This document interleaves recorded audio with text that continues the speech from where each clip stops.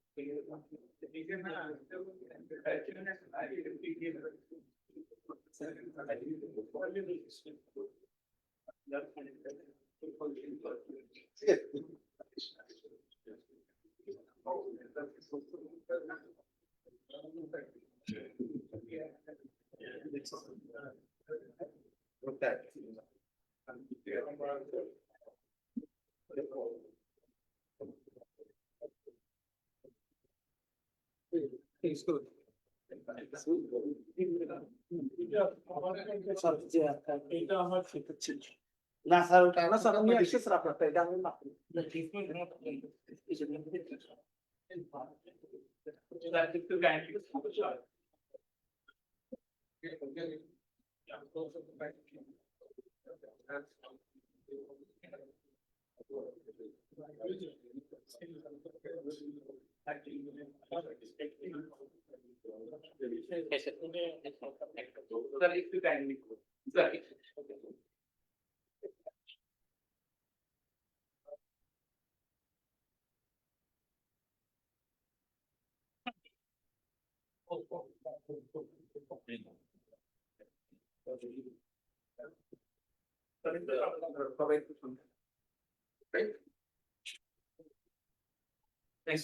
Okay, thank you very much.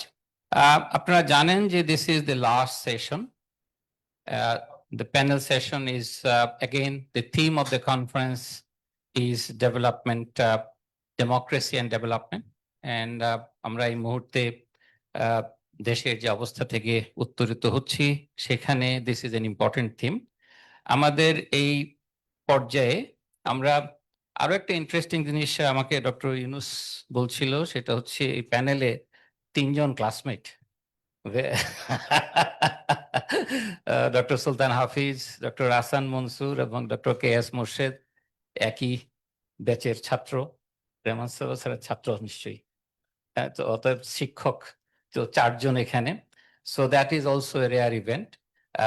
এবং তারা গতকালকে যখন ওয়াহিদ স্যার কথা বলছিলেন ডেমোক্রেসি এন্ড ডেভেলপমেন্টে অনেকগুলো ইস্যুজ উনি এনেছিলেন। আমি যদি কিছুটা রান করি বোঝার জন্য, ওনার সর্বশেষ বক্তব্য ছিল যে জবাবদিহিতা শুধু গণতান্ত্রিক না, প্রশাসনিক জবাবদিহিতা ইম্পর্টেন্ট, এবং দেশের উন্নয়নের জন্য, বৈষম্যহীন সমাজ প্রতিষ্ঠার জন্য দিজ আর ইম্পর্টেন্ট ইস্যুস।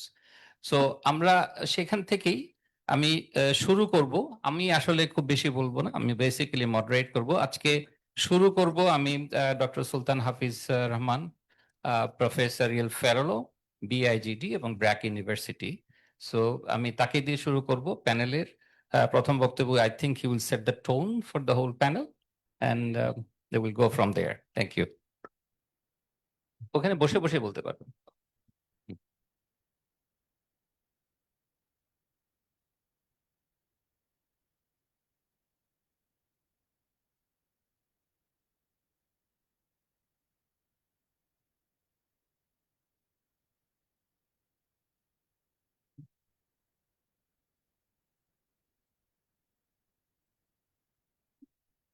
ধন্যবাদ ডক্টর এনামুল হক আমাকে নিমন্ত্রণ করার জন্য। প্রফেসর রহমান সোবহান উনি আমাদের সবারই গুরু। ওনার পাশে বসতে এখনো একটু আমাদের অস্বস্তি লাগে। এবং তিনি আমাকে আরো ভয় পাইয়ে দিয়েছেন বলে যে তুমি কি বলবে আমি শুনতে চাই। তো যাই হোক, আমি আমার কথাগুলো একটা গ্লোবাল লেভেলে রাখতে চাই এবং এই গ্লোবাল এক্সপিরিয়েন্সটা খুব সংক্ষেপে তুলে ধরতে চাই। টু ইনভেস্টিগেট যে গণতন্ত্র আর উন্নয়নের যে সম্পর্কটা, এটার ধরনটা কি, এটার মধ্যে কি কোনো গণতন্ত্র আগে আসে তারপরে উন্নয়ন হয়, বা উন্নয়ন হতে হয় তারপরে গণতন্ত্র আসে, এই জিনিসটা একটু খতিয়ে দেখা। তবে সময় কম, সুতরাং এটা একটা ভাস্ট সাবজেক্ট। এটার ফিলোসফিক্যাল মোরিংসই শুধু আলাপ করতে গেলে অনেক সময় লাগবে। তবে যেটা একটা কুইক রানডাউন দিতে হবে এই জন্য আমার, আমরা গণতন্ত্র বলতে যা বুঝি, উন্নয়ন বলতে যা বুঝি, এগুলি মোটামুটি জানা আছে। সুতরাং আমি এই ডেফিনেশনস গুলিতে যেতে চাই না। গতকালকে ওয়াহিদুদ্দিন মাহমুদ স্যার উনি কথা বলেছেন, উনি বাংলাদেশ সম্পর্কে অনেক কিছু বলেছেন, আর এই তাত্ত্বিক আলোচনাও করেছেন। আমি সেদিকেও যেতে চাচ্ছি না। তো আমি প্রথমেই বলবো যে এই সম্পর্কটা খুবই অঙ্গাঙ্গি ভাবে জড়িত। এটা আনরাভেল করা কঠিন, এবং এইটাকে অ্যাকচুয়ালি এই সম্পর্কটা থিওরাইজ করাও খুব ডিফিকাল্ট। এই জন্য মোস্টলি আমরা লিটারেচারে যেটা দেখি যে একটা এম্পিরিক্যাল ভিউ নেওয়া হয়, এবং সেটার একটা মেথডোলজিক্যাল উইকনেস থাকে।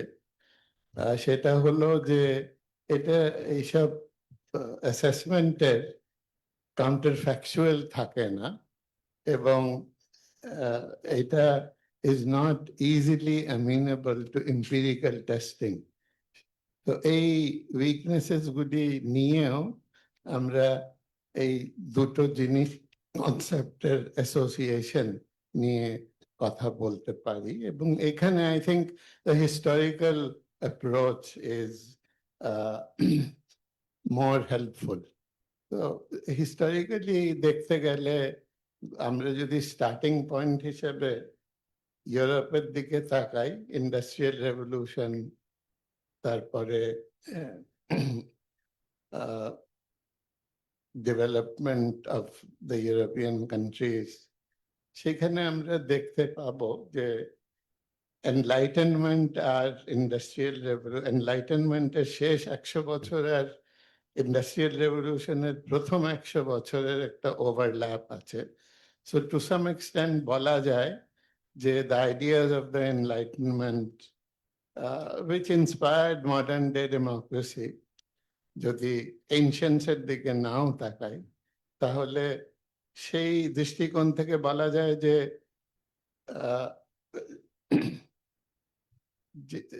বলা যায় যে ধরেন গণতন্ত্র ইনফ্লুয়েন্স করেছে, গণতান্ত্রিক ইনস্টিটিউশনসের ডেভেলপমেন্টকে আর্থসামাজিক উন্নয়ন ইউরোপের ইনফ্লুয়েন্স করেছে এবং প্রফাউন্ডলি ইনফ্লুয়েন্স করেছে। তারপরে যদি আমরা অন্যান্য রিজনসে যাই, তাহলে দেখব যে আফ্রিকা যেমন কলোনিয়াল পিরিয়ডে থেকে বের হয়ে তারা স্বাধীন হলো। স্বাধীন হওয়ার পরে they inherited the colonial and neo-colonial institutions. এবং তারা সেই দুর্দান্ত চ্যালেঞ্জের মুখে তারা চেষ্টা করেছে বিভিন্ন সময় তাদের ডেমোক্রেটিক ইনস্টিটিউশনস গুলিকে রিফর্ম করতে, to move away from the colonial and new colonial structures, কিন্তু এটা পুরোপুরি সাকসেসফুল হয়নি। এবং মোটা দাগে বলতে হয় যে African democracies are still in the earlier stages of evolution. কিছু ডেভেলপমেন্ট আমরা যদি গানার দিকে তাকাই, বতসোয়ানার দিকে তাকাই, মোর রিসেন্টলি রোয়ান্ডা, এইসব দেশে কিছু সাকসেসেস হয়েছে, রিলেটিভলি মোর সাকসেসফুল। ল্যাটিন আমেরিকার দিকে তাকালে ল্যাটিন আমেরিকা অনেক আগে স্বাধীন হয়েছে, কিন্তু তারা নিও কলোনিয়াল ইনস্টিটিউশনস এর মধ্যে ডেভেলপ করতে চেষ্টা করে প্রায় 100 বছর খুব বেশি ডেভেলপ করতে পারেনি। পরে 50s, 60s, 70s A they suffered military শাসন। সেই শাসন থেকে উত্তরণের পরে they really started developing. সুতরাং এখানেও বলা যেতে পারে যে democratic changes led to major reforms and the economy thrived after that. But not all economies. I think the most successful case is necessarily Brazil. Our Central American অবস্থা এখনো, very fragile democracies, most of them.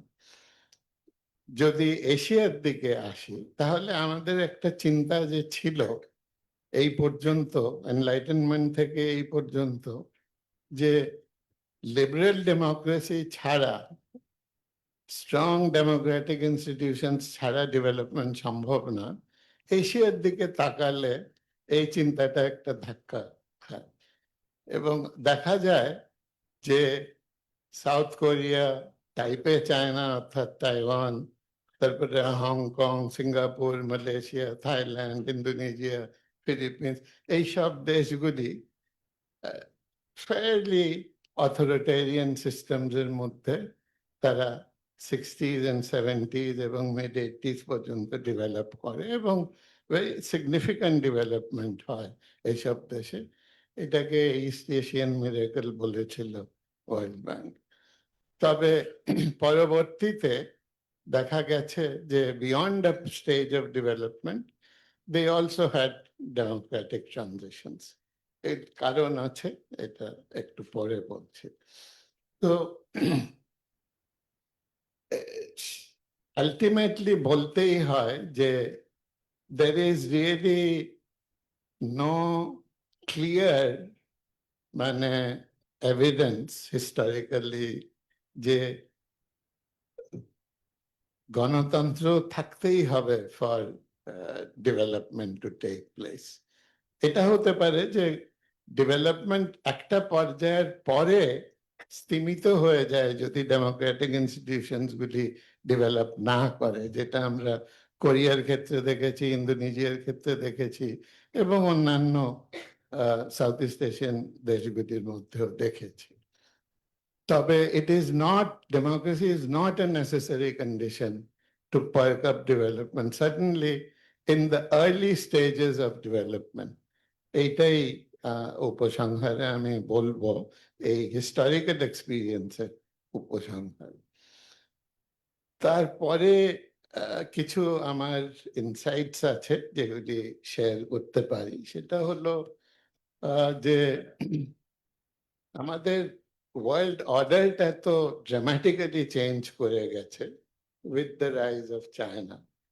China দেখাচ্ছে যে একটা authoritarian রেজিমের মধ্যে কিভাবে market ফোর্সেসকে ব্যবহার করে সেই মার্কেট ফোর্স দ্বারা ক্রিয়েটেড ইনইকুয়ালিটি, তারপরে প্রাইভেট সেক্টর, এই ইনস্টিটিউশনস গুলি কন্ট্রোল করে তারা হাই গ্রোথ এবং স্পেকটাকুলার একটা ডেভেলপমেন্ট তারা অ্যাচিভ করতে পেরেছে এবং এই ডেভেলপমেন্টটা তারা সাস্টেইনও করছে এই পর্যন্ত। সুতরাং এই চাইনিজ মডেলটা যদিও আমরা এটা it's a very interesting model, we should pay attention to it, যেখানে শেখার আছে শেখা উচিত, কিন্তু it is not an easily replicable model, কারণ এইটা ওদের যে party system it's very different, ওদের ইনস্টিটিউশনস গুলি খুবই ডিফারেন্ট, সুতরাং এবং China was never colonize. In many ways, China is today ruled by, in a system in which China was ruled almost 2000, 3000 years ago.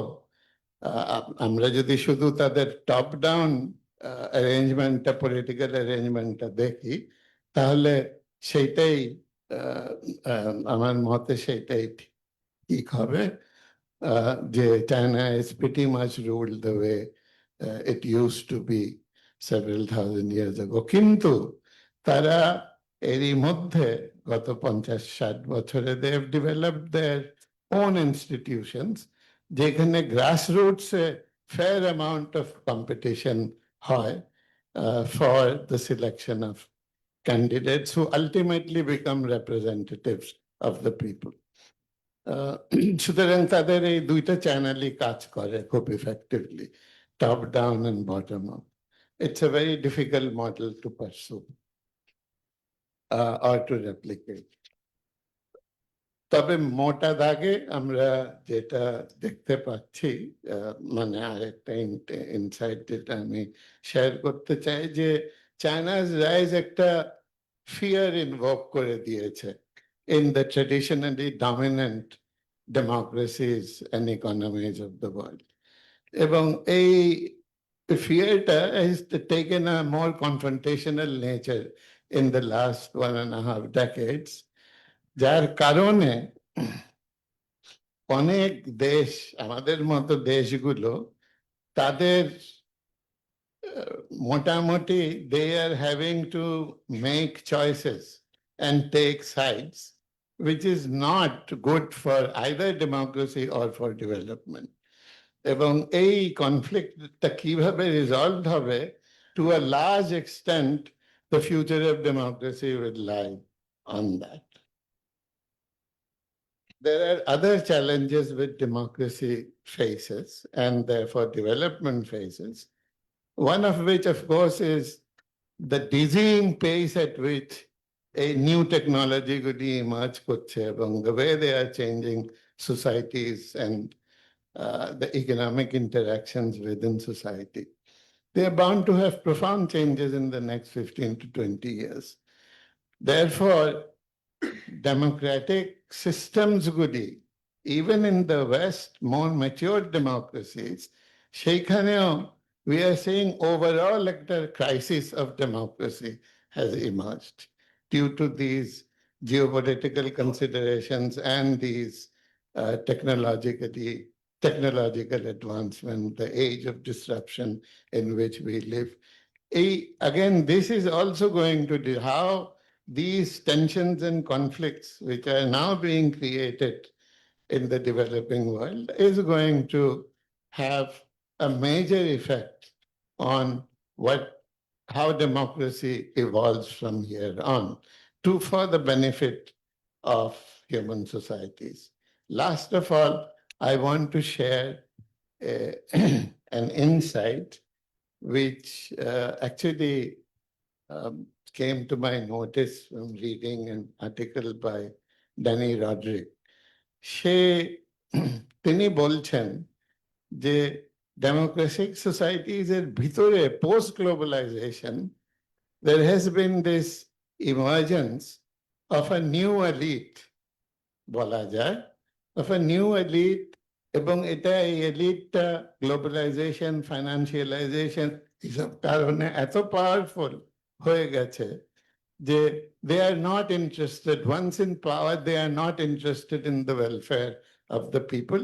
They are much more interested in protecting their privileges and advancing their privileges. Therefore, they tend to breed authoritarianism through by their ability to influence politics. সুতরাং গণতন্ত্র liberal গণতন্ত্রের মধ্যে থেকে আমরা দেখছি এটা 1930s এর Nazi জার্মানির কথা বলছি না এখন। This is a very different kind of emergence of authoritarianism from the womb of liberal democracy. সুতরাং এই চ্যালেঞ্জেস গুলি যদি সামনে রিজলভ করা না হয় তাহলে গণতন্ত্র বড় ধরনের মানে চ্যালেঞ্জের মুখে পড়বে বলে আমার ধারণা। এটা বলে আমি শেষ করছি। ধন্যবাদ। ধন্যবাদ, থ্যাংক ইউ। অনেকগুলো বিষয় উঠে আসছে, সে সাথে ডেমোক্রেসির ফিউচার চ্যালেঞ্জেস। এই পর্যায়ে আমি আমন্ত্রণ জানাচ্ছি doctor Manzoor Hossain, member GED planning, Bangladesh planning commission. Doctor Manzoor. ধন্যবাদ রাম ভাই। প্রথমে আমি আপনাকে ধন্যবাদ জানাই, আবার এট দ্য সেম টাইম আমি বলি যে আমাকে একটা বিপদে ফেলছেন আপনি। এই ধরনের একটা কমপ্লিকেটেড এবং বিয়ন্ড মাই বলে রিচের মধ্যে একটা টপিকের উপর কথা বলার জন্য বলছেন। আমি একটু ঠিক আছে, যাই হোক, আমাদের আমাদের আমরা তো হচ্ছি একটা জেনারেশন যেটা আপনার সাথে অনেক গ্যাপ আছে। সেই জেনারেশনের পার্সপেক্টিভ থেকেও আমরা কিভাবে দেখি এই বিষয়টাকে সেটা একটু বলা যেতে পারে। আমি একটু শুরু করতে চাই এসডিজি অ্যাচিভমেন্টের পার্সপেক্টিভ। জিইডি এসডিজির উপর কাজ করে। আমরা এসডিজি প্রগ্রেস রিপোর্ট পাবলিশ করলাম, লঞ্চ করলাম 2025। সেখানে দেখা যাচ্ছে আজকে 10 বছর হয়ে যাওয়ার পরে 2015 সালের পরে আমাদের 4-5টা গোলে আমরা একটু ভালো করেছি, স্টেপ ভালো করছি। সেগুলো হচ্ছে poverty, hunger, health, education, water and sanitation, এরকম আর 2-1টা। তার মানে হলো এই যে সোশ্যাল প্রোগ্রেসটা আসলে শুধুমাত্র যে 10-15 বছর যাবৎ চলছে তা না, এটা 1980s থেকে আসলে চলে আসছে। 1980s সেরকম ডেমোক্রেসি ছিল না, আর্মির অথরিটিয়ান গভর্নমেন্ট ছিল। 90sটা হয়তো ছিল। তার মানে ডেমোক্রেসি বা লিমিটেড ডেমোক্রেসি থাকা সত্ত্বেও একটা সোশ্যাল প্রোগ্রেস কিন্তু কন্টিনিউ করছে গত 20-30 বছর যাবৎ। এটাকে অনেকটা এভাবে বলা যায়, যেটাকে আমাদের ভয়েস স্যার ওনারা বলছেন যে এটা কয়েন করছেন development surprise. Without good governance, without democracy, এই ধরনের ডেভেলপমেন্টটা, যার কারণে আমরা এমডিজি যেটা শেষ হলো 2014-তে ইউএন এর, সেটা পারফরমেন্সে বাংলাদেশ অনেক এগিয়ে ছিল। কিন্তু এসডিজি প্রোগ্রেস আমি বলবো যে আজকে 2025-এ এসে সেভাবে আর এগোতে পারেন। আমি একটু পরেই বলছি যে আরো অন্তত 8-9টা ইন্ডিকেটরে স্টেগনেন্ট হয়ে আছে। তার মধ্যে ইনকাম ইনইকুয়ালিটি আছে, জেন্ডার ইনইকুয়ালিটি আছে, এনভায়রনমেন্টাল সাস্টেইনেবল যেসব বিষয়গুলো আছে সেগুলোতে বাংলাদেশের পারফরমেন্স আর এগোতে পারেন। এটার একটা এক্সপ্লেনেশন অনেকেই দেন যে লো কস্ট সলিউশন যেগুলো ছিল সেগুলো অলরেডি আমরা অ্যাচিভ করে ফেলছি। এর পরবর্তী অংশটা যদি যেতে হয়, আমি যে ইনকাম ইনইকুয়ালিটি কমাতে হয়, তাহলে আমার একটা স্ট্রং ডেমোক্রেটিক ইনস্টিটিউশনস, এক ধরনের পলিটিক্যাল সেটেলমেন্ট আসা দরকার যেখানে কোয়ালিটি ইনভেস্টমেন্ট হবে, কোয়ালিটি ডেমোক্রেটিক প্র্যাকটিসেস গুলো চলবে, না হলে আর সাস্টেইনেবল ডেভেলপমেন্টটা হয়তো অ্যাচিভমেন্ট করা যাবে না। তাহলে ডেমোক্রেসির সাথে শুধু ডেভেলপমেন্ট বলবো না, ডেমোক্রেসির সাথে সাস্টেইনেবল ডেভেলপমেন্ট বলবো, এই বিষয়টা আমার মনে হয় একটু আসতে পারে এই আলোচনায়। তার কারণ হচ্ছে আমি একটু দেখছিলাম যে আজকের এই টপিক রিলেটেড বাংলাদেশের যে পলিটিক্যাল সিস্টেম আমরা দেখি, এটাকে 2-3টা জিনিস দিয়ে ক্যারেক্টারাইজ করা যায়। একটা হচ্ছে কাইন্ড অফ প্যাট্রোনাইজ নেটওয়ার্কের উপর ডিপেন্ড করছে। এখানে একটা এলিট সেটেলমেন্ট আছে, এবং যদি ডেমোক্রেসিটা কোয়ালিটি ডেমোক্রেসি না হয়, আমি বলছি না যে ডেমোক্রেসি নাই, তাহলে যেটা হয় যে এলিট যে কম্পিটিশনটা হয়, তারা মোর রিসোর্স কে অ্যাকুমুলেট করার জন্য কাজ করে। আমরা যদি গত 10 বছরের এক্সপেরিয়েন্স দেখি, আমাদের বহু রকমের ডেভেলপমেন্ট হয়েছে, আমরা যেগুলো বলি সেগুলোতে মোর রিসোর্স জেনারেটেড হয়েছে, এবং সেই রিসোর্সটা through some political patronization of businesses, elite groups and others, এবং সেটা হওয়ার ফলে যা ঘটেছে সেটা হচ্ছে ইনকাম ইনইকুয়ালিটি অনেক বেড়েছে। তার মানে যদি ডেমোক্রেসিটা প্রপারলি না থাকে তাহলে যেটা হতে পারে যে, অথবা লিমিটেড ডেমোক্রেসি থাকে, তার ডেভেলপমেন্ট একটা সার্টেন লেভেলে হবে, কিন্তু সেটাকে আমরা সাস্টেইনেবল ইনক্লুসিভ ডেভেলপমেন্ট বলতে পারবো না। দ্যাটস দ্য মেসেজ আমার মনে হয় এখান থেকে আসতে পারে। তো আরেকটা হচ্ছে এসডিজি, আমার কাছে খুব ইন্টারেস্টিং লাগছে যে এসডিজি নিয়ে এখন কাজ করতে যায়। একটা তো হচ্ছে 4-5টা আমরা যেগুলো সোশ্যাল প্রোগ্রেস, এগুলোতে আমাদের প্রোগ্রেস কন্টিনিউ করছে, আগের মতো না। আমরা স্ট্রাকচারাল যে ইস্যুস গুলো আছে, income inequality, sustainable সিটিজ, environmental issues, এগুলো তো আমরা স্ট্যাগনেন্ট হয়ে আছি। সবচেয়ে ইন্টারেস্টিং আমি যেটা বলবো, যেটাতে আমরা ডিক্লাইন করছি সেটা হচ্ছে এসডিজি 16, ওটা হচ্ছে পিস, জাস্টিস এন্ড ইনস্টিটিউশনস। আমি বলবো যে এইটা ডিক্লাইন করার দ্বারাই আমরা we can explain the stagnant situation of other যেগুলো আছে। আমার ইনস্টিটিউশন যেহেতু কাজ করেনি, পিস এন্ড জাস্টিস কম্প্রোমাইজ করা হয়েছে, তার ফলে আমি ইনকাম ইনইকুয়ালিটি কমাতে পারিনি, যেটা একটু আগে বললাম, পলিটিক্যাল সেটেলমেন্টটা ওইভাবে হয়নি। এবং তার সাথে যেটা হয়েছে, আমার জেন্ডার ইনইকুয়ালিটিটা বেড়েছে, আমার সাস্টেনেবল সিটিজটা হয়নি। এই ধরনের যেগুলো এনভায়রনমেন্টাল সাস্টেনেবল জিনিসগুলোতে আমরা ইনভেস্ট বেশি করিনি।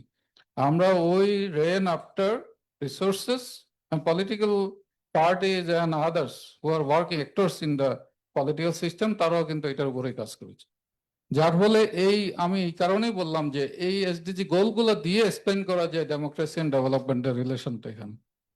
মূলত তার মানে হলো, আমি যদি সামারাইজ করি, ডেভেলপমেন্ট এবং ডেমোক্রেসিকে যদি শেপ আপ করা যায়, তাহলে এগুলোর দ্বারা যে বিষয়গুলো খুব দরকার, একটা হচ্ছে ইনস্টিটিউশনস, পলিটিক্যাল ইনসেন্টিভস, এলিট কনফিগারেশনস এবং হিস্টোরিক্যাল লিগাসিস, যেটা হাফিজ ভাই একটু বলেছেন। তো এই জিনিসগুলো থেকে, হিস্টোরিক্যাল লিগাসিস দ্বারা বলা যায় ইস্ট এশিয়ান মডেলটা। আমরা অনেকেই মনে করি যে ফুল ডেমোক্রেসি না থাকলেও ডেভেলপমেন্ট হয়, কিন্তু তারাও একটা পর্যায়ে এসে দেখেছে তাদের হিস্টোরিক্যাল লিগাসির কারণে তাদের গুড ইনস্টিটিউশন ছিল, গুড গভর্নেন্স ছিল, কিন্তু একটা পর্যায়ে যাওয়ার পরে তারা ডেমোক্রেসিতে ট্রানজিশনে আসতে বাধ্য হয়েছে, ওইটা সাস্টেইন করেনি। এখন আমাদের জন্য যে জিনিসটা খুব দরকার, শুধু ডেমোক্রেসি থাকলেই ডেভেলপমেন্ট ভালো হবে তাও না, আবার ডেভেলপমেন্ট ভালো হলে যে ডেমোক্রেসি ভালো হবে তাও না। তো এখানে আসলে ইফ এন্ড বার্ডস এর কোনো কথা নেই, এখানে কোয়ালিটি ইনস্টিটিউশনস আমি মনে করি খুবই গুরুত্বপূর্ণ দুটা জায়গাতেই। ডেমোক্রেসিতে যেমন ডেমোক্রেটিক ইনস্টিটিউশনস, পলিটিক্যাল ইনস্টিটিউশনস, সেগুলোকে বিল্ড আপ করতে হবে, তেমনি ডেভেলপমেন্টের ক্ষেত্রে ইকোনমিক যেসব ইনস্টিটিউশনস গুলো আছে, যে ধরনের ডেভেলপমেন্ট ইনস্টিটিউশন গুলো আছে, সেগুলো কোয়ালিটি ইনস্টিটিউশনস হতে হবে। এখন এই দুটো ইনস্টিটিউশনস হওয়া এবং এই কোয়ালিটি শব্দটা আমি বারবার বলছি, কোয়ালিটি ইমপ্রুভমেন্টের জন্য কিসের দরকার? তাহলে রুল অফ ল লাগবে, গভর্নেন্সটা ভালো হতে হবে।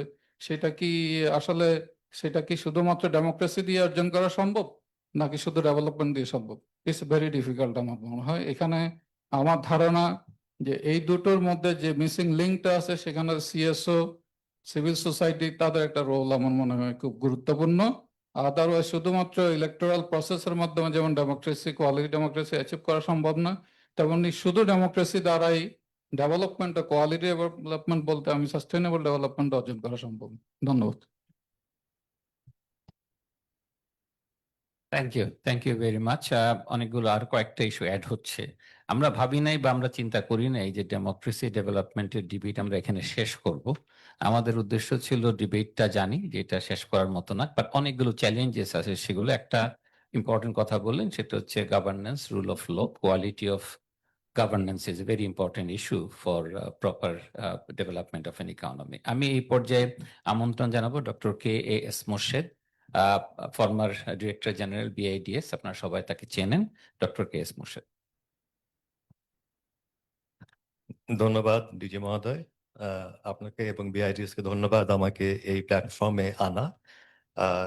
এবং আমি বিশেষ করে ডেমোক্রেসি এন্ড ডেভেলপমেন্ট যে জটিল একটা টপিক, এটা এটা বহুকাল এটা নিয়ে আসলে আমরা চিন্তা করিনি, অ্যাটলিস্ট আমি করিনি।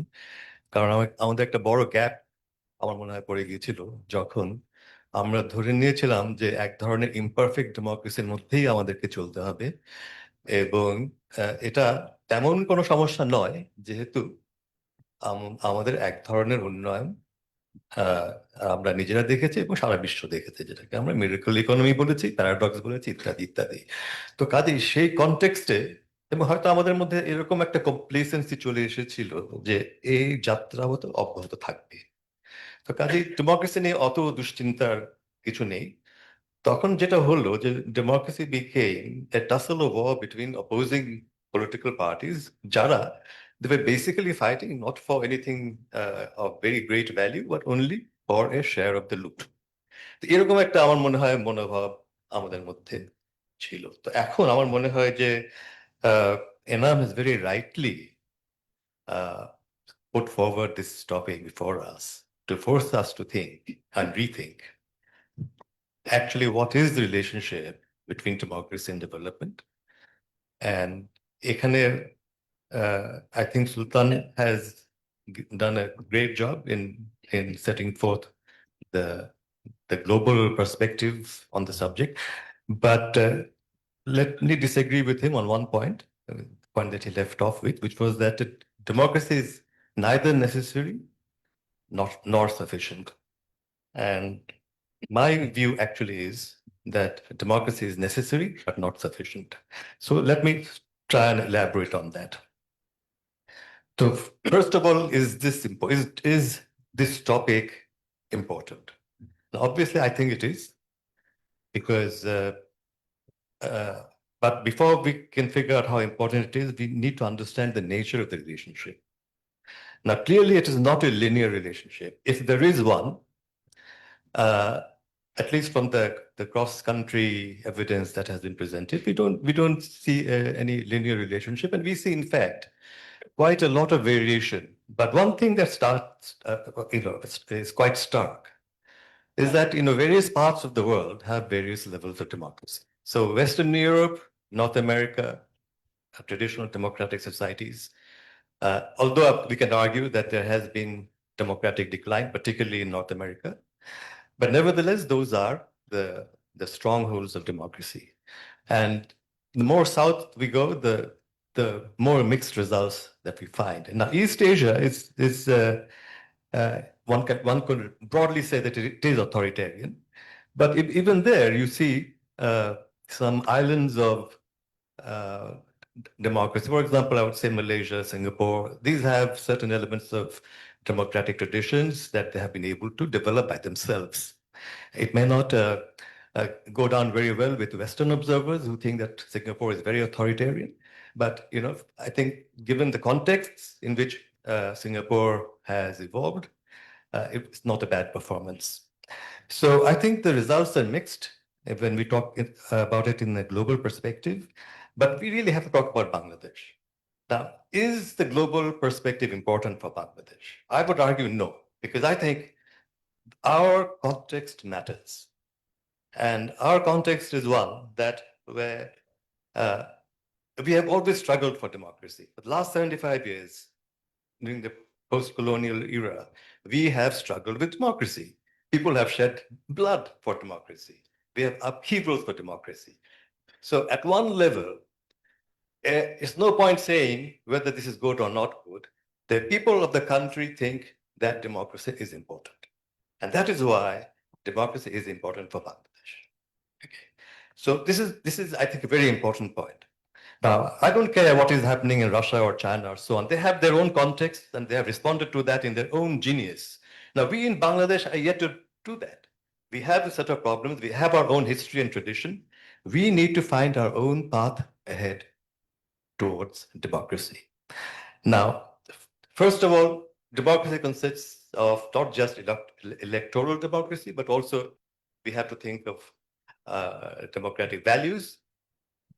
And there, we have to bring in many things like governance and institutions and so on and so forth. But I would still say, even if we just look at electoral democracy, even at this level, we have not been able to deliver it for 75 years, right? So this is something to really, this should sink into our consciousness, that credible electoral democracy could not be delivered for the last 75 years. Now, we had, bursts of democracy, like during the caretaker government. We had a few credible elections. but we continue to sabotage ourselves and go back to square one. So right now we are back to square one. Now, how optimistic can we be? I don't know.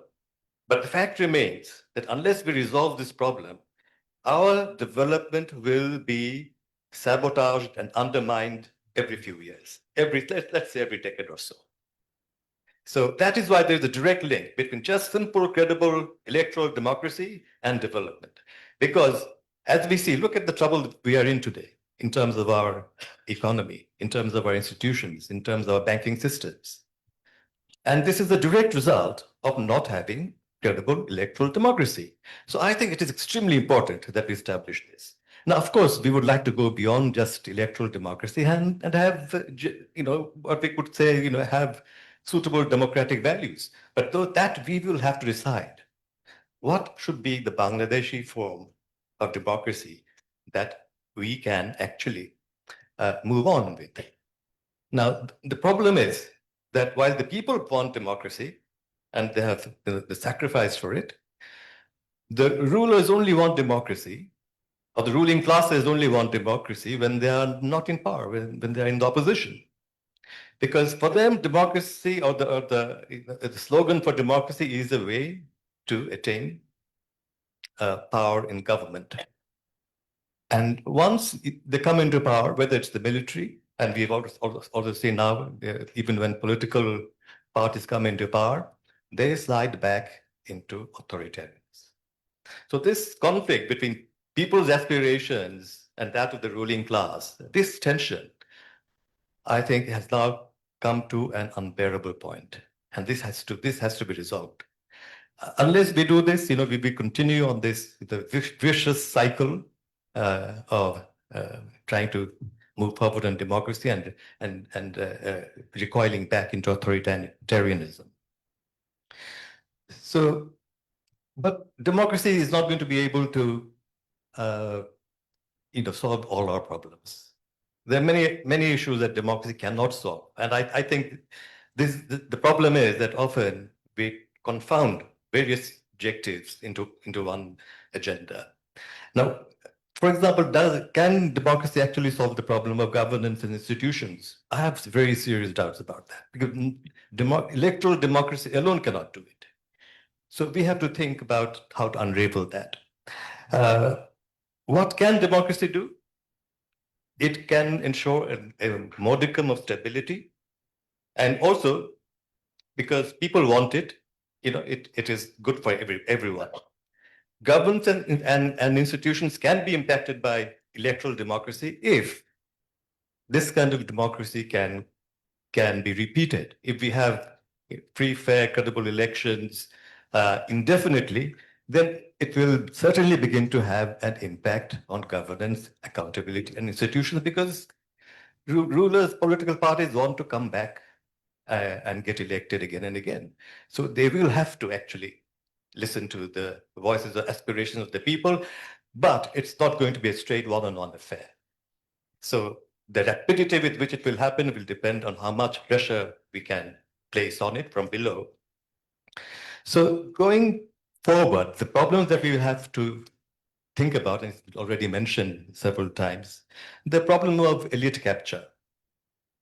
Okay, so we have an election and we have a new set of people. Usually it's not even a new set of people, it's the old set of people coming back again. So knowing very, very well that, these same old hats may not be, in giving us anything new, we still, have to put our hopes on them, because what is the alternative? So basically, I think that our citizens will have to play a much bigger role than they have, a whistleblower role. And one glimmer of hope is that since the youth have, in fact, risen up and become and told us that, this is not going to be tolerated any longer, this, I hope, will be some kind of a clarion call. And I hope that our politicians will take this message very seriously. Now, again, if we have to think about our journey forward, and I think about, examples around the world, my favorite would be Singapore. Because there, at least you have electoral democracy. You do have a bit of authoritarian element in it, But that I think we have to accept, because in fact, thinking about it, I think, what do the people want? The people want electoral democracy because they want to elect their own leaders. That's very clear. But they also want strong rule, they want effective rule, and they want good, strong leaders who will, in fact, not be rogues. This is what the people want. So we have, I think, in our population, some kind of a desire to be ruled fairly but firmly, along with electoral democracy. And I think the Singapore model might fit as well. Only one further point that I would like to make is that, we may have all these aspirations about democracy and good governance and all that, but one fly in the ointment might be geopolitics. And because all too often we have seen that democratic aspirations have had to submit to geopolitical interests. Thank you. Thank you. Thank you very much. ডেমোক্রেসির আরো একটা challenge ব্যাখ্যা হচ্ছে এবং আমরা বুঝতে পারছি। Singapore মডেলের কথা বললেন যে Singapore model could B A strategy. আমরা এই মুহূর্তে আমন্ত্রণ জানাচ্ছি, আমাদের মধ্যে উপস্থিত আছেন বাংলাদেশ ব্যাংকের governor doctor Ahsan Mansur. Dr. Ahsan Mansur. Thank you, Dr. Enamul. Well, I'm not a political scientist, so I have never given my full thoughts into these issues. But of course, as a citizen, we always face deprivation from the democratic process. Bangladesh is a country that has, I think, always we strived for democracy, but we always have been disappointed. We elected our leaders, but then they become autocratic over time. And this frustration is going on. Secondly, the important thing that to me that my mind comes is we have a system of democratic, we call it democratic, but after the election date, there's virtually no accountability. And without continuous accountability at every step, I don't think democratic process values and norms and other things will operate in the system in the country. If we look at it, our own examples,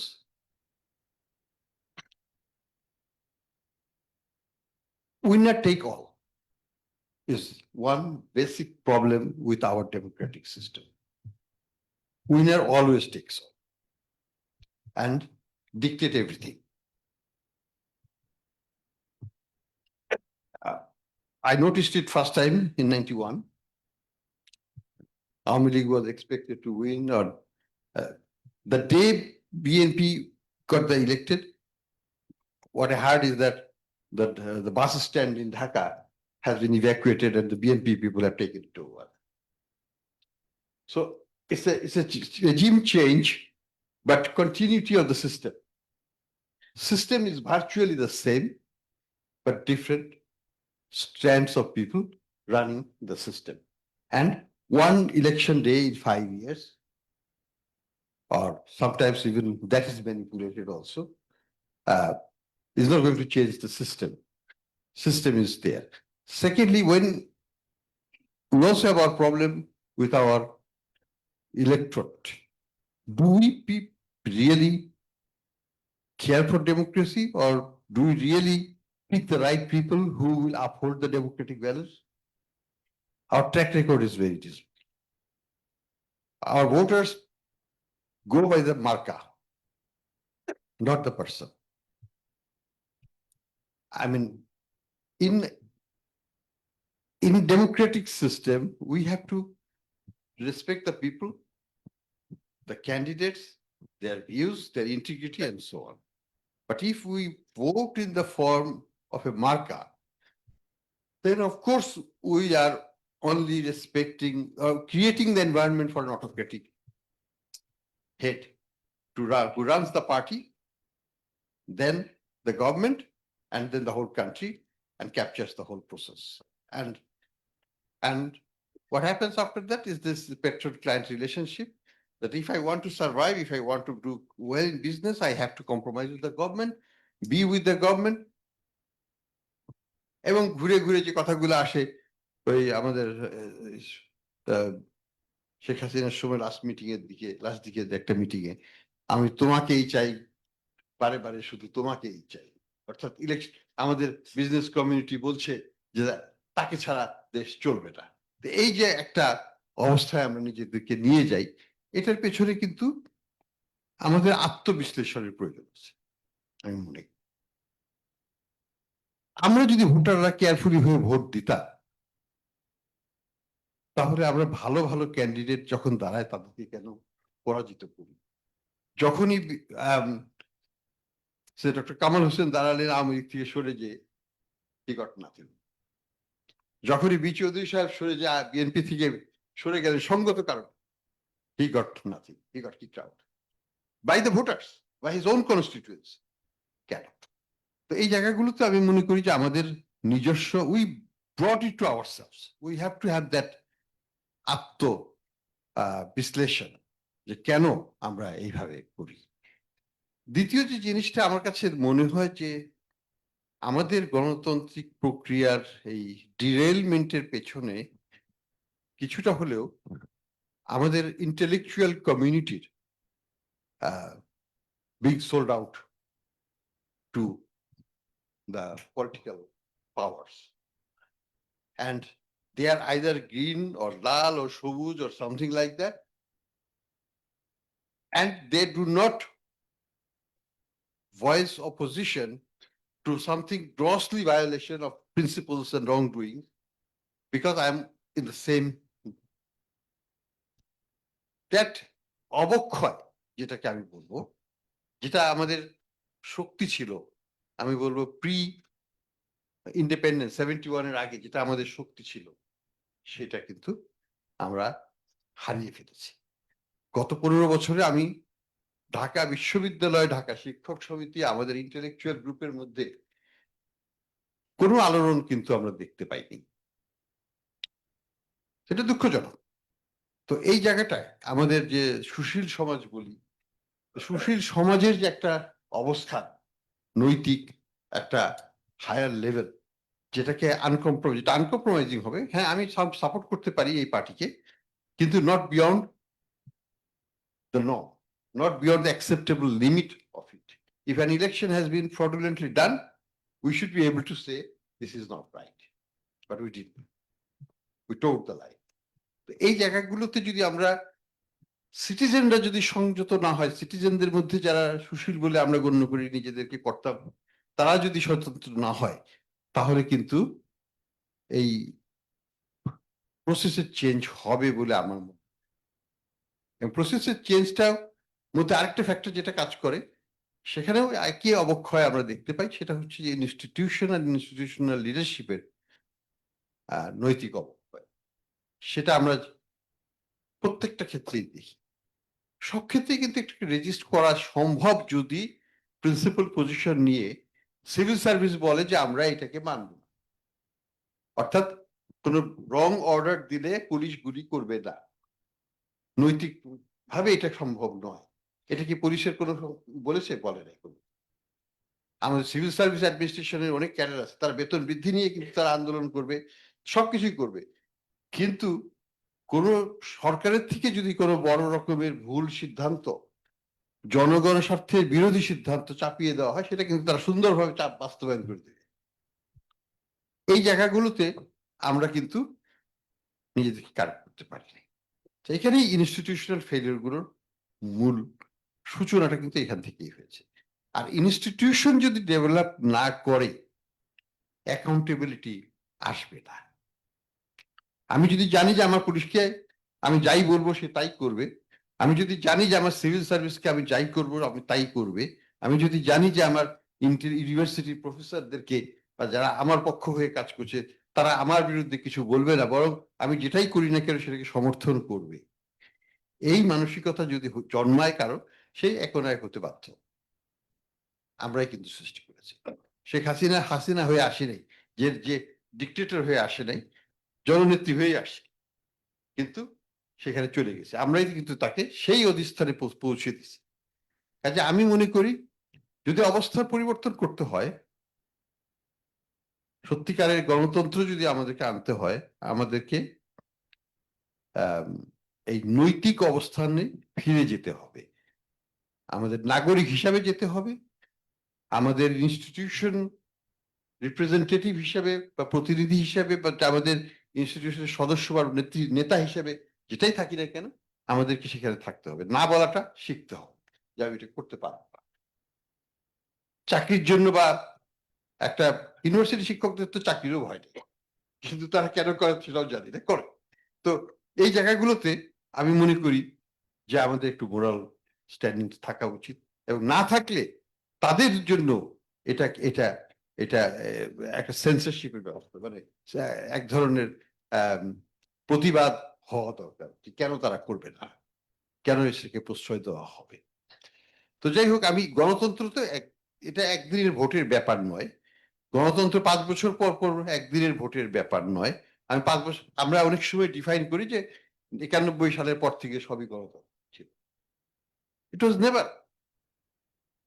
96-তে এসেই তো আবার আন্দোলন শুরু হয়ে গেল, এবং সেটার জন্য আলটিমেটলি ক্ষমতা ধরে রাখার প্রচেষ্টা সেখানে ছিল। আবার ওই আমরা প্রত্যেক ক্ষেত্রেই দেখছি যে ক্ষমতা ধরে রাখার একটা প্রয়াস, ইলিগালি বাট ধরে রাখার একটা প্রয়াস আছে, এবং শক্ত প্রয়াস থাকে, সেখানে বাধ্য হয়ে ক্ষমতা ছাড়তে হয়। ক্ষমতা, এই জায়গাটা একটু ফোকাস আমাদের না করলে হবেই না। ক্ষমতাটা কেন এত বৃহৎ আকারে হয় যে এত বেশি পাওয়ারফুল হয়ে যায় যেটাকে ছাড়া যাবে না, এটাকে ছাড়লে পরে আমি থাকবো না, আমি সাধারণ হয়ে যাবো, বা আমাকে হয়তো দেশ ছেড়ে চলেও যেতে হতে পারে। কিন্তু আমি এই পর্যায়ে কেন নেব? পৃথিবীর সব দেশে তো আমরা আমরা দেখি যে প্রধানমন্ত্রী হচ্ছে, চলে যাচ্ছে, আবার আরেকজন আসছে, তারা সাধারণ নাগরিক হয়ে যাচ্ছে। পত্রিকাতে তাদের কথা হয়তো প্রতিদিন আসবে না, দরকার তো নাই আসা, সে তো আর প্রধানমন্ত্রী নয়, সে তো আর ফাইন্যান্স মিনিস্টার নয়, প্রতিদিন আসার কোনো দরকার নেই। এই যে অবস্থাটাকে আমরা মেনে নিতে পারি, এটার একটা আত্মবিশ্লেষণ দরকার আছে যে কেন এখন পর্যন্ত 55 বছর হতে চললো আমাদের সময়, কিন্তু আমরা এখন পর্যন্ত ক্ষমতা তুলে দিতে পারিনি আরেকজনের হাতে, এবং খুব খুশি হয়ে বা শান্তিপূর্ণ ভাবে। এই জায়গাটা আমাদের ব্যর্থতা। এই কালচারগুলো না আসতে পারলে আমার মনে হয় না যে গণতান্ত্রিক প্রক্রিয়া এবং উন্নয়নটা কিন্তু এটার সাথে জড়িত। উন্নয়ন কেন হয়, কেন যেটুকু না দিলে নয় জনগণকে, সেটুকুই কিন্তু আমাদের এই নেতারা দিয়ে থাকেন। সেটা এরশাদ সাহেবও দিয়েছেন, সেটা বিএনপিও দিয়েছে, সেটা আওয়ামী লীগও দিয়েছে। যেটুকু না দিলে নয়, তার বেশি কিন্তু না। আমি জনগণ হিসেবে এর বেশি চাওয়ার ক্ষমতা আমার নাই, কারণ people matters only for one day, and that one day can also be manipulated. কাজে আমার দরকার কি আছে? অ্যাকাউন্টেবিলিটি তো পেট্রো ক্লায়েন্ট রিলেশনশিপের ভিত্তি হয়ে যাচ্ছে। আমার তো জনগণের কাছে তো দায়বদ্ধতা নাই। কাজে এই দায়বদ্ধতা সৃষ্টি না করলে পরে এই যে ডেভেলপমেন্ট পার্টটা, এটা একটা হাফ হার্টেড ডেভেলপমেন্ট হবে, এটা কখনোই ফুল ডেভেলপমেন্টে ট্রান্সলেট করবে না। কারণ অধিকার তো জিনিস ওই গণতন্ত্রের সাথেই, চর্চার সাথে, আমার দাবির সাথে আমাকে বুঝে নিতে হবে। প্রত্যেকটা সম্প্রদায়কে তার অধিকার আদায় করে নিতে হবে, এবং সেটার জন্য কিন্তু গণতান্ত্রিক প্রক্রিয়াটা। সেজন্য আমাদের পার্টির মধ্যে যদি না থাকে, গণতন্ত্র না থাকে, সেটা এখনো নাই। এত কথা বলা হচ্ছে, পার্টির মধ্যে কোথায়? সেই তো নমিনেশন, সেই সেন্ট্রালি গিভেন একটা লিস্ট চলে আসলো, ওহিনাজিল হয়ে গেল, অমুক অমুক অমুক অমুক আমাদের প্রতিনিধি, এবং তারাই দাঁড়াবে। এই ওহিনাজিল প্রক্রিয়া যদি আমাদের বাদ না হয়, যেটা এখনো চলমান প্রক্রিয়া, অ্যাকাউন্টেবিলিটি আসবে কোথা থেকে? আর অ্যাকাউন্টেবিলিটি যদি না আসে, আমার ভোটের মাধ্যমে যদি আমার প্রতিনিধি না যায়, আমার প্রতিনিধিকে যদি আমার সিলেকশন করার ক্ষমতা না থাকে, এটা অন্য জায়গা থেকে সিলেকশন হয়ে যায়, তাহলে এর চাইতে হতাশাজনক গণতন্ত্র আর কি হতে পারে? সেখানে কিন্তু আমাদের কোনো পরিবর্তন আমি দেখছি না। তো যাই হোক, আমাদের আশাবাদী হতে হবে। আমরা আশা করব যে আমাদের জনগণ যদি তাদের ভাগ্য নিয়ন্ত্রণ নিজেদের হাতে না নিতে পারে, এবং কন্টিনিউয়াসলি সরকারকে চ্যালেঞ্জ না করে, আমাদের যারা ইনস্টিটিউশন গুলো আছে তারা যদি যেটা তারা করা দরকার সেটুকুর বাইরে তারা যদি কোনো অসাংবিধানিক নির্দেশ প্রতিপালন না করে তাহলে কিন্তু গণতন্ত্র ফিরে আসবে, তাছাড়া আসবে না। ধন্যবাদ। Thank you. অনেকগুলো নতুন ইস্যু এসছে, বিশেষ করে গণতান্ত্রিক মূল্যবোধ, ইনস্টিটিউশনস এবং কোয়ালিটি অফ গভর্নেন্স অ্যাগেইন এবার আসছে, ইম্পর্টেন্ট বোঝা। সেই সাথে জাস্ট ভোট একাই গণতন্ত্র না, long term accountability is also important. আমি এই পর্যায়ে আমন্ত্রণ জানাচ্ছি আমাদের শ্রদ্ধেয় রহমান সুবহান। রহমান সুবহানকে সবাই আমরা চিনি, আমি চিনি যেভাবে, সে শুনলে অবাক হবেন।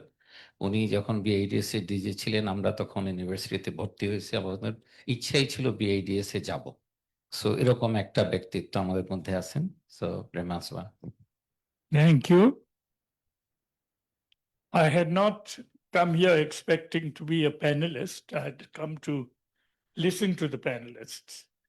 Reason for this is that I wanted to see how the discourse on democracy and development had progressed over the years. It would be 35 years ago, when I was a member of the Shahabuddin caretaker government, occupying the same position as Wahiduddin Mahmood, advisor in charge of planning. I was invited to give a similar address to the Bangladesh Economic Association. And the topic of my address was democracy and development. So I wanted to explore what value addition had been made to this discourse in 35 years. Of course, my exposure to the democracy development debate goes even further back, because this was a debate we were engaged in with Ayub Khan and Mehboob-ul Haq in the Planning Commission of Pakistan, where the discourse of the 60s was built around the belief that democracy was unsuitable for development and that you either needed military regimes or strong developmental states, as they used to call it, a term which had been put into the discourse by Samuel Huntington. That was the belief, and that the first role model of the developmental state was the regime of Ayub Khan in Pakistan, that you needed someone who was a modernizing general who would break away from the traditional quarreling parliamentary democrats and would then take the country on the right path. It was we economists of Dhaka University at that time, and around us, political leaders like Bangabandhu and others, who then challenged this particular proposition. And of course, the whole struggle for democracy culminated eventually in the emergence of an independent Bangladesh. But why I mention this is that we went through a long period of believing in the developmental literature, which was then much favored, incidentally, by the World Bank and the IMF, that you needed these strong states who would give you the right, in inverted commas type, of development. And that this belief in the success stories of the East Asian model, originating from Park Chung-hee's military regime, which took over Korea at the mid-60s, and then followed by the Taiwanese regime, followed then in Singapore, followed then eventually in Malaysia. These were all either military regimes or one-party states, which were not inconvenienced by the problem of having to accommodate multi-party political system. that they had the authority to do what they liked. And this was then joined by the military dictatorship in Indonesia, when General Suharto massacred about 1 million people in order to capture power. And then, of course, naturally became the great success story of the World Bank and the IMF at that period for doing the right sort of development. Now, why I remind you of this is that this whole conversation about democracy and development has evolved over the years. I would say that it is probably not till the 90s that the World Bank introduced the word governance into their vocabulary and started believing in the fact that governance was somehow, good governance was related to democracy. And the change, as far as they were concerned, came, if I'm not mistaken, because of the breakdown of the East Asian medical model in the mid-90s, because of the financial crises which took place in Korea, Singapore, Indonesia, and Thailand at that particular period of time. So it was at that point then that a new discourse was introduced, arguing that no, actually, in order to get good development, you needed democracy.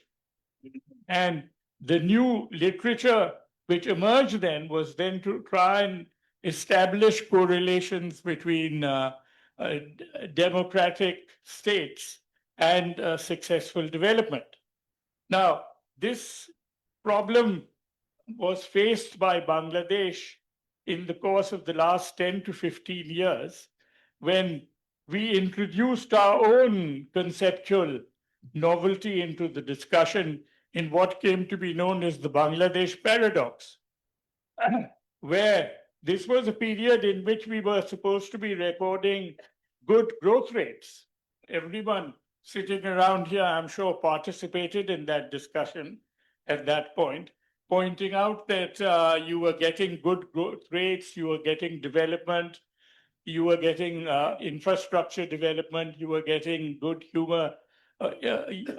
human development indicators, but you were not getting good governance. And so that came to be known as the Bangladesh paradox, that how were you getting good development, but in fact having bad governance. So again, here you get into a situation where the debate becomes complex, and it demonstrates that actually there are no clear-cut conceptual guidelines to determine where this is going to actually take us. Now, why I bring this up again is that this is not for us an academic discussion. We are in real time facing this whole problem of how we are going to graduate into a process in which we will have a better form of democracy. And hopefully, this will also lead to a better form of development. Or whether the Bangladesh paradox will be then that you traded off developmental success for malgovernance, and now that you are aiming to have better governance, is there going to be a consequential problem for the way in which the development process will function? Now, this is a problem which someone like Ahsan Mansur is facing in real time. Question I would have asked him before he spoke is that he's now carrying out a number of reforms in the Bangladesh Bank. He's carrying it out because he has a relatively free hand to carry it out. Suppose, in fact, that there was an elected government sitting there with an elected finance minister rather than Salahuddin sitting over there. Would he have been that free to carry out the reforms he is actually carrying out? He should have a better answer. He has some earlier experience of this process because once he came here as an advisor to the IMF at an earlier government, and he went through also a period where he was advising on reforms. So he is in real time now to give you some idea of what changes and what political preconditions were necessary for him to be able to put reforms on the table. And all that he will now be doing is that he will have carried out and put some reforms on the table. But the reforms are going to be implemented or not implemented, as the case might be, by an incoming elected government over the course of the next 5 years. So that again is going to be where he will have to give us some idea as to how far he thinks that that can be easily implemented or freely implemented, and what will be the preconditions for that. Now, the whole contemporary alochana which is going on Sanskar is again built around the assumption that for the last so many years, and particularly in recent times, we have not had a functioning democratic process. And therefore, a whole bunch of reforms are being put before the country. And these are then hopefully going to be enacted, some by the current government, though I don't think that they have much time to enact anything very much. But eventually they are expected to be enacted by an elected government. Now, what we have to see is that reforms which in fact have been enacted by an interim government in office for 18 months, with no one to really challenge them, except whatever discussions are sort of going on in the newspapers and civil society. And they are then attempting to bequeath these sets of reforms to an elected government.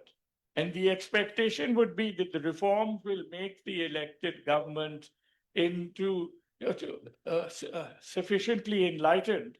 And the expectation would be that the reforms that we are putting in place are going to contribute to the enlightenment of an elected government. And they will then carry out these reforms, and we will have both a good democracy and we will have a positive developmental experience. But this is a case of this has become, you may say, as part of our romantic imagination, that in fact this is how the scenario is actually going to play out.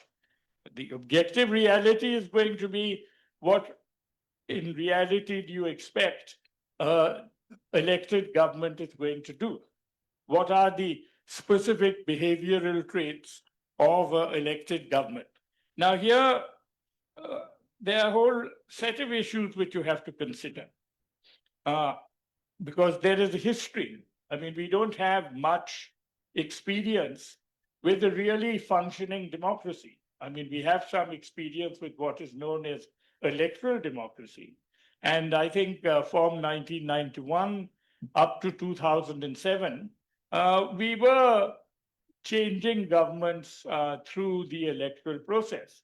Though even in this process, you have to keep in mind that there were problems even in that period. And in only one instance did an incumbent elected government transfer power through elections without any intervening complications. That was when Sheikh Hasina and the Awami League transferred power to the BNP under Khaleda Zia after the elections of 2001. Now, for a country with a 52-year history, this is not a record that we have much to be proud of. The other big problem that we faced over here was the dysfunctional nature of our parliaments. We never really had a functioning parliament where you had a strong opposition, and opposition sitting in parliament and for 5 years holding them accountable by discussing all the issues which needed to be discussed.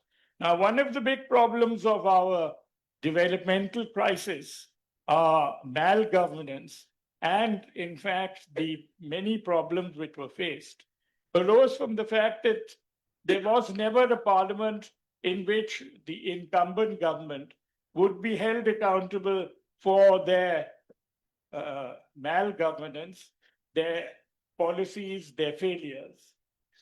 And you were not even in a position in the democratic period to have a proper discussion on the budget. In fact, the budget in those periods had their first public debates in the CPD dialogues. That was when the finance minister, first Saifur Rahman and then Kibriya, met their counterparts when we were inviting them to come to the post-budget dialogue. The opposition invariably boycotted the budget session, which took place. So the whole process of keeping the government accountable for their economic policies, their development practices, their corruption, and all these issues never really got discussed in Parliament. Can you imagine that the default crisis, which has been in position in Bangladesh since the Ziaur Rahman regime and has been continuing there all these years, has never been properly discussed in Parliament, and no substantive debate has actually taken place. So you will get some idea then of the practical problem which existed in reconciling democracy and development in the Bangladesh context. Now, let me just conclude this by saying that when we therefore talk about democracy and development, we are not talking about our lived experience, because we have not really been exposed to a functioning democracy where the development agenda can be properly dissected and debated, and we can discuss what type of development we want, how is it being managed, what specific major structural changes should be brought about. None of these have ever been discussed over a period of almost 50 years. And unless these issues can be put on the table, you are not really going to address any problems. And one of the practical problems now that we have been facing is that whatever elected parliaments you've had, even the elected parliaments which go back to the pre-2007 period, all have witnessed a progressive elite capture of the parliament by people with the resources and the money to, in fact, actually get themselves elected. And this has essentially meant that you have got a parliament of the elite, by the elite, for the elite, really making policies. Now, the type of agenda which Hafeez and all my colleagues here have aspired to, who is going to, in fact, actually put these policies actually in place? So unless we can democratize our political process, and also we can democratize our economic process, you are not really going to be exposed to any very significant changes in the system. This is the crucial issue. Now, I find that one of the big omissions in the reform agenda which has come out is that no one has actually addressed, particularly in the Electoral Reforms Commission, as to how we can democratize the electoral process, how we can ensure that people who are not enormously wealthy can and compete and get into parliament. It should be remembered that when people were contesting elections in 1970 to get into parliament, most of the candidates at that time had to go to their constituencies on buses and rickshaws. And that was the level of income and the resources at their disposal when they were contesting elections. Today, no one can imagine contesting an election unless they actually own a Pajero. And the aspiration would actually be that once they are elected, then they would in any case be given a duty-free Pajero as one of the privileges of electoral office. So you have now got into a situation where the whole social background of the electoral process has gone through a transformation. And unless we can democratize the nature of electoral contestation, in which people from all social backgrounds and with limited resources can actually contest and hope to win elections, you are going to get a particular class of people occupying the legislatures, and they are then going to carry out legislation and practice accountability largely within the framework of their interests. So these are challenges. Now, reforms have been put on the table. Some will be enacted, but at the end, these same reforms will have to be implemented by a sitting parliament and by a government which is accountable to that parliament. And the preferences of that parliament members will really determine the agenda for reforms and the sincerity and efficacy with which they are actually implemented. We can but hope for the best that at least some of this will be done. But at the end of the day, unless you change the quality of the parliamentarians, unless you ensure that these are people who come from all backgrounds representing all constituencies, you are going to get a possibility of elite-dominated democratic system, which has been the source of many of our problems. So thank you, and I hope that we will get a better theoretical and conceptual understanding of the nature of the democratic process. You are noticing that in the most mature democracy in the world, in the United States now, the democratic system is under sort of grave challenge, where both the independence of the judiciary, the marca culture are all now being relocated in the hands of one person. And you have a political party which has now virtually become completely subservient to that dominant leader, all after 200 years of democracy. So no democracy is actually safe today. And even in Europe now, you are going to see populist leaders with quasi-fascist tendencies getting elected to office, and you will have to live with that process. So the history of democracy is not something that we have to look back on with great confidence. And what we can make of it now will really depend on what lessons we have learned from our 52 years of quasi-democracy. Thank you. Thank you. Thank you very much. অনেকগুলো issue এসছে, বিশেষ করে accountable government, accountable parliament প্রসেসটাকে আমি এই পর্যায়ে যেহেতু অনেকে আছেন এবং আমরা এখন 5:13, আমি 5:30 মধ্যে শেষ করতে চাচ্ছি। সো 10 মিনিটস যদি প্রশ্ন উত্তর পড়বে, আমি শিওর অনেকেরই প্রশ্ন থাকবে, সুতরাং কিন্তু যাই বলবেন সংক্ষেপে বলবেন যাতে অন্য একজন বলতে পারে। জুলফিকার, অনেক ধন্যবাদ। You set the standard for questioning. প্রথমত আমি যেটা কথা বলতেই চাচ্ছিলাম, বাট আমাদের সবার শ্রদ্ধেয় রেহমান স্যারের বক্তব্যের পরে কিছু একটা বলাটা কতটুকু শোভন, বাট যেহেতু সুযোগ দিলেন আমি একটু বলতে চাই। প্রথমে আহসান হাবিব মনসুর ভাইয়ের বক্তব্য সূত্র ধরে আমি দুইটা কথা বলতে চাই। আপনি বলেছেন যে বাংলাদেশের জনগণ দে গো বাই মার্কা। এই জায়গায় আমি একটু বিনয়ের সাথে দ্বিমত করতে চাই যে এটা পার্টলি ট্রু, নট ফুললি। কারণ জনগণ মার্কা দিয়েও যায়, মার্কা ছাড়াও যায়। আমরা যে 4টা ইলেকশনের কথা বলি, 4টা ইলেকশনে কিন্তু সরকার চেঞ্জ হয়েছে আর কি। সেখানে রাফলি ওয়ান থার্ড মার্কা নিয়ে থেকেছে, অ্যানাদার 1/3 তারা সুইচ করেছে, এক মার্কা থেকে আরেক মার্কায় গিয়েছে, এবং ওটা কিন্তু ম্যাটার করেছে সরকার পরিবর্তনে। কাজে যদি শুধু আমরা বলি যে বাংলাদেশের জনগণ মার্কা দিয়ে ভোট দেয়, তাহলে আমার মনে হয় তাদেরকে একটু আন্ডারমাইন করা হয় আর কি। কাজে এটা একটু কোয়ালিফিকেশনের দাবি রাখে।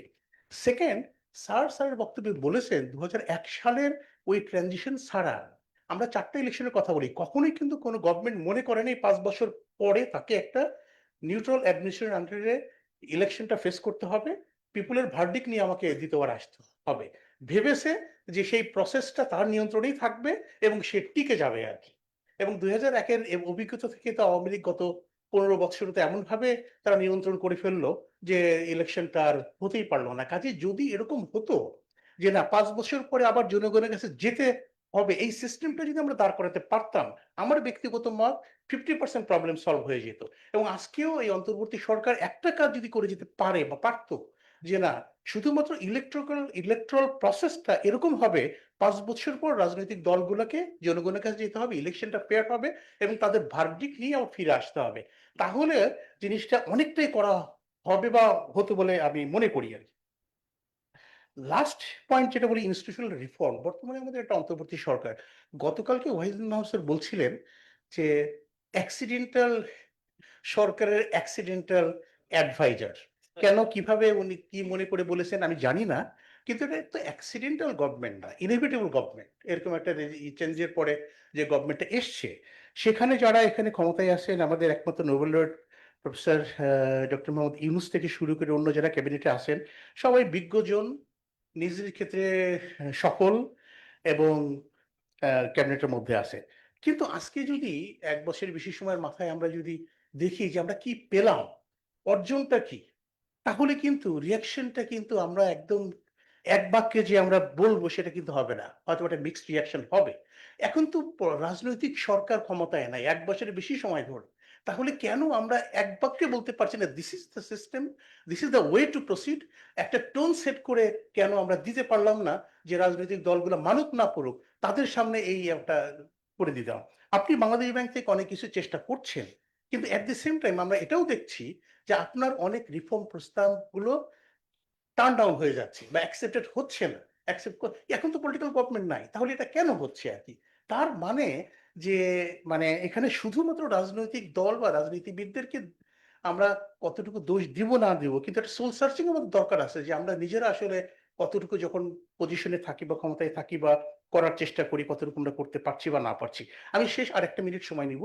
সেটা হচ্ছে যে আমাদের একজন ফর্মার কলিগ, আমি তার নাম বলছি না, দুটো পাজলের কথা বলতেন। একটা পাজল হচ্ছে যে with such a poor and corrupt governance কিভাবে একটা দেশ একটা certain level of development achieve করতে পারে, সেই পাজলের উত্তর খোঁজার চেষ্টা করছেন গত রেজিমে। হ্যাঁ ঠিক আছে, অনেক প্রবলেম আছে, উইক গভর্নেন্স, করাপশন, সবকিছু, তারপরে একটা সার্টেন লেভেল অফ ডেভেলপমেন্ট অর্জন হচ্ছে। মঞ্জুর ভাই বলছিলেন যে এসডিজি অ্যাচিভমেন্ট দিয়ে, সেটা হয়তো শুধু 15 বছর না, পুরো কয়েক দশকেরই, কিন্তু সেখানে 15 বছরও ছিল আর কি। কাজ আছে, ঠিক আছে, সেটা একটা। তারপরে যখন গত বছরের জুলাই অগস্ট অভ্যুত্থানের পরে পরিবর্তন হলো, তখন তার সামনে আরেকটা পাজল আসলো যে after even delivering certain level of development কিভাবে একটা গভর্নমেন্ট এরকম ভাবে কলাপস করে। হ্যাঁ, তো আমি ওই পাজলের উত্তরের জন্য যাচ্ছি না, কিন্তু সেখান থেকে আমার কাছে মনে হয়, আমি শেষ করতে চাই, মুর্শিদ ভাইয়ের যে কথাটা, সেটা আমার কাছে মনে হয় যে I take to agree with him, যে আমাদের ডেমোক্রেসিটা নেসেসারি, ডেমোক্রেসিটা আমাদের দরকার। আমরা ডেভেলপমেন্ট কতটুকু করছি না করছি সেটা আমাদের লাগবে, কিন্তু বাংলাদেশের মানুষ, বাংলাদেশের জন্য ডেমোক্রেসির একটা minimum level of democracy, at least electrical democracy হলেও সেই ডেমোক্রেসিটা বাংলাদেশের মানুষ সম্ভবত চায়। তা না হলে হয়তো কোনো কিছুই টেকসই হয় না বা হচ্ছে না, সেটা আমরা দেখতে পাচ্ছি। ধন্যবাদ। ধন্যবাদ। খুব সংক্ষেপে বলেন, এতক্ষণ বললে আমরা আমরা উত্তর না নিয়ে অনুষ্ঠান শেষ করব। আমার নাম মোহাম্মদ আব্দুল হাই। আমি ডাইরেক্টলি আহসান মনসুরের ছাত্র, ফার্স্ট ইয়ার 73-এ। তো আর আমাদের আদর্শিক গুরু তো বসা আছেন মধ্যখানে। তো যেটা 1991, 96, 2001 এবং 2007-এর যে 4টা ইন্টারিম গভর্নমেন্ট অথবা অন্তর্বর্তী সরকার যাই বল, যে নামই ডাকি না কেন, এবং স্যার কিন্তু ডেইলি স্টার একটা লেখা লিখেছেন এই গভর্নমেন্ট আসার কাছাকাছি সময়, যে কেন বিভিন্ন ভাবে এই টাস্ক ফোর্স হয়েছে 29টা, বিভিন্ন ভাবে অনেক টাস্ক ফোর্স হয়েছে, অনেক সংস্কারের প্রস্তাবনা হয়েছে, এবং টিল টুডে কেন এই সংস্কারগুলির মৌলিক যে সংস্কার এগুলো হচ্ছে না কেন, এর পিছনে মূল কারণটা কোথায়? তো যতই গণতন্ত্র গণতন্ত্র বলা হোক, আসামের মনসুর স্যার একটা কথা বলেছে, আত্মবিশ্লেষণ, নৈতিক দায়বদ্ধতা, মরাল স্ট্যান্ডিং এর যে কথাগুলি বলেছেন, বিভিন্ন ভাবে বলেছেন, এবং সেটার শুরুই ওয়াহিদুদ্দিন মাহমুদ স্যার বলেছেন কালকে, যে কিনা অ্যাক্সিডেন্টাল গভর্নমেন্টের অ্যাক্সিডেন্টাল সদস্য উনি অন্য সময় কি দায়িত্ব পালন করেছেন বলছেন, যে কেন যে একটা হতাশার ভাব, না পারার ভাব, দুঃখবোধ একটা আছে। তো এই যে থেকে স্যার, আমার কথাটা হচ্ছে যে 2024-এর গণঅভ্যুত্থানের পরবর্তীতে এই 16 মাসে বা 15 মাসে বাংলাদেশে যা অতীব গুরুত্বপূর্ণ তা হলো আইন বিচার ব্যবস্থা এবং আইন শৃঙ্খলা অর্থনৈতিক যে সংস্কার সাধনে গুরুত্বপূর্ণ যেটা আয় অবকাঠামো অন্তর্ভুক্তি এবং প্রতিষ্ঠানের এই যে সংস্কার এগুলি বাস্তবে শক্তিশালী এবং কার্যকর করতে কতদূর মানে এখানে তো মনসুর স্যার এখানে আছেন গভর্নমেন্টের সাথে সংশ্লিষ্ট কতদূর এগিয়ে পারছেন বা কতদূর এগিয়েছেন এটা কিন্তু জনগণের একটা কথা রয়েই যায় এই কথা যদি একটু বলেন thank you Anurupa Thank you very much. I have actually benefited from this enlightening discussion. So I'll just go to my question. My question is, how can political parties and public institutions rebuild trust and reform candidate selection so that the electorate, the people who face low information and socio-economic barriers, they are actually beset by cronies and other ways of maneuverings. So how can they elect capable leaders under these circumstances? Because upon them depends the election results. Thank you আমার এখানে বসা আছেন দুদিন যাবত আছেন doctor Swapan Adnan আমার শিক্ষক sir কিছু মন্তব্য করবেন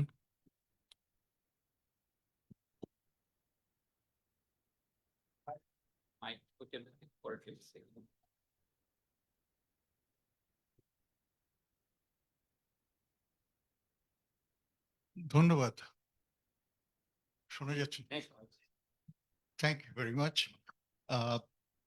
Now, I was listening with interest to the discussion from the stage.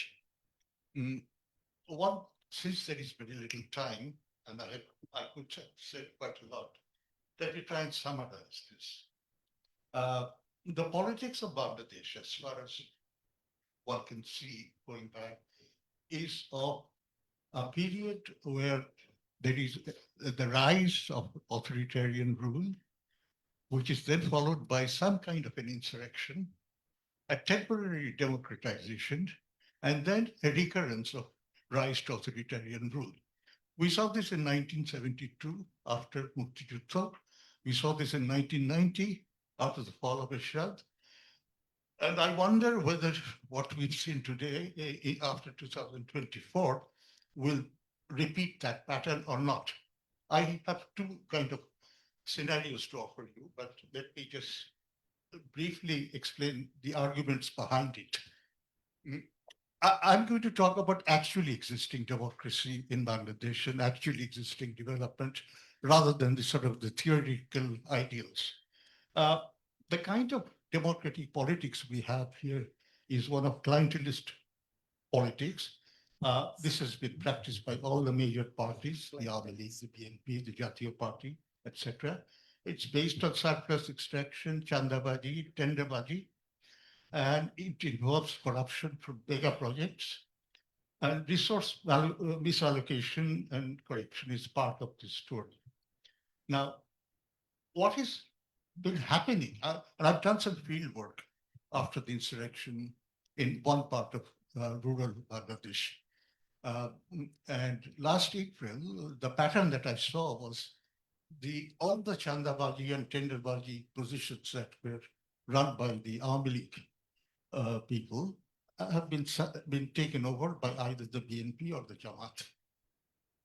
And so what we have is a kind of change of personnel, but a continuity of the structure, supporting very much what Ahsan Habib Mansur said.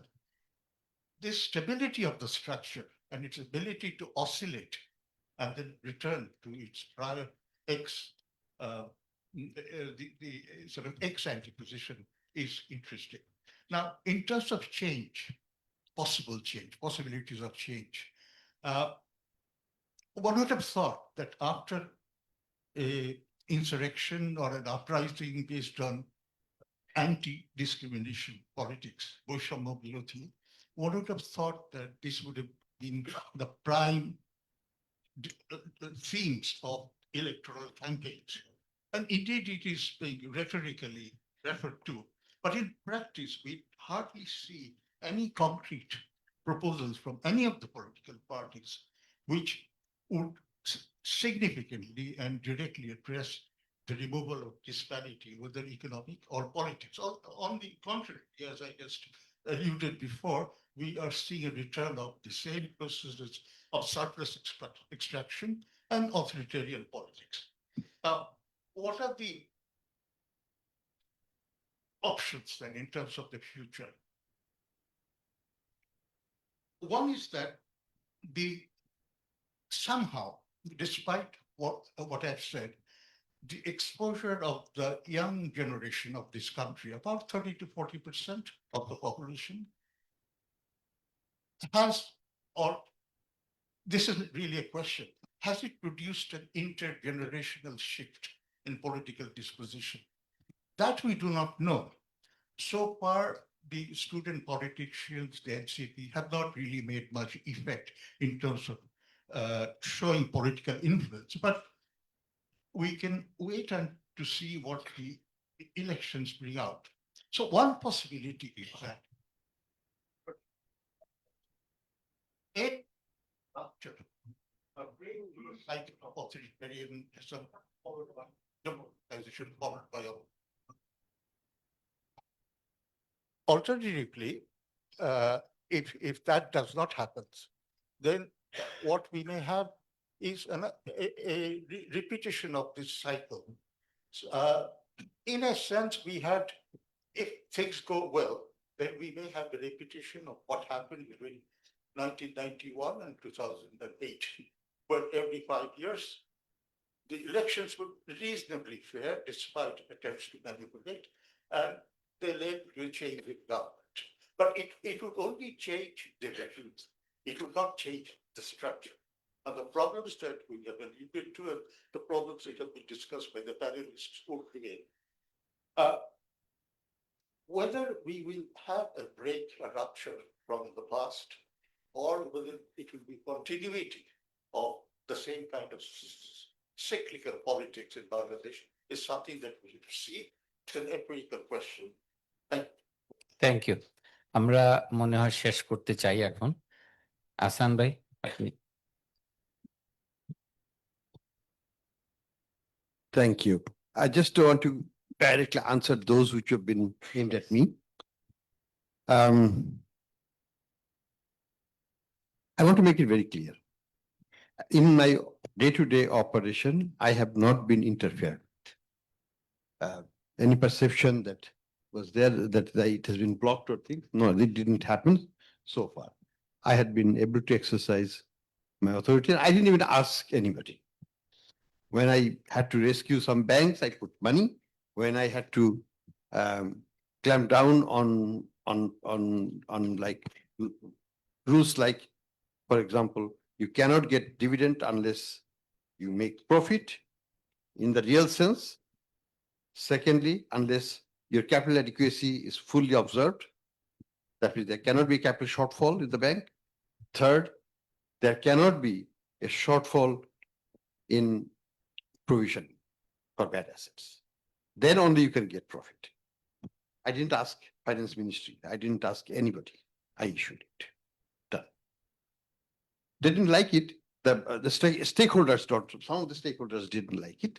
But of course, it is in the interest of the small shareholders. It is in the interest of depositors. And that's what is my regulatory responsibility lies to. I'm not beholden to the owners. Secondly, when it comes to, we have been looking at the boards of the banks, and I have changed 14 boards based on their performance and wrongdoings and other things taken into account. I didn't ask anybody. I didn't ask Finance Ministry, should I go or should I not? I didn't. I did it. Responsibility lies with them.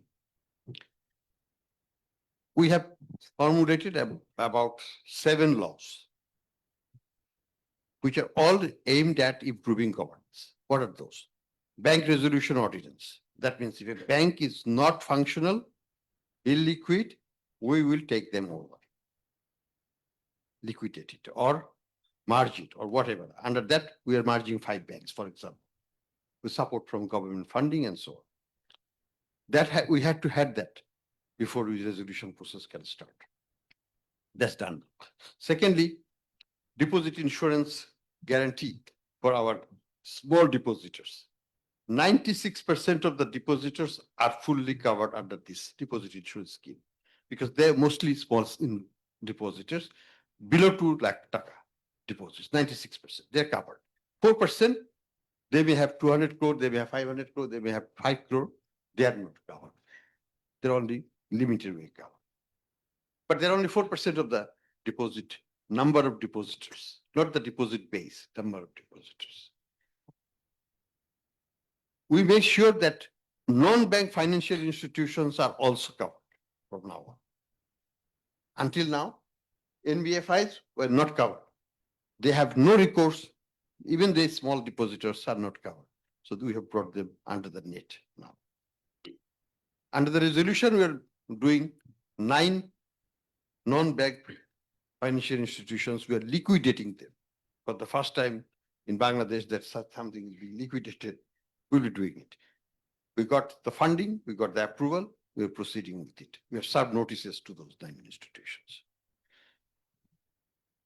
For Bank Company Act, limiting the authority of the bank, so-called owners of the bank, that means the sponsor shareholders.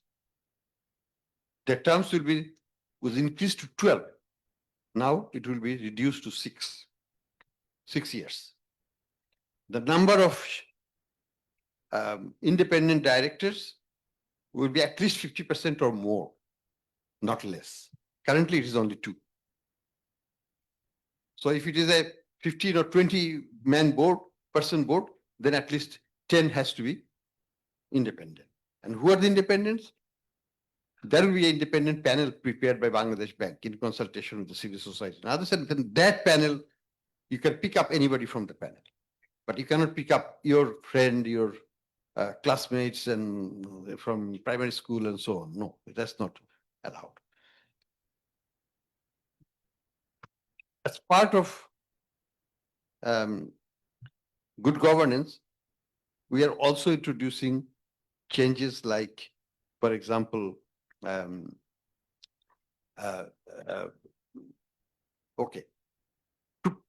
forestall pressures from the political process and political forces, we are making fundamental changes in the Bangladesh Bank Order. Bangladesh Bank Order, the changes are very simple, very sensible, but very important. What are those?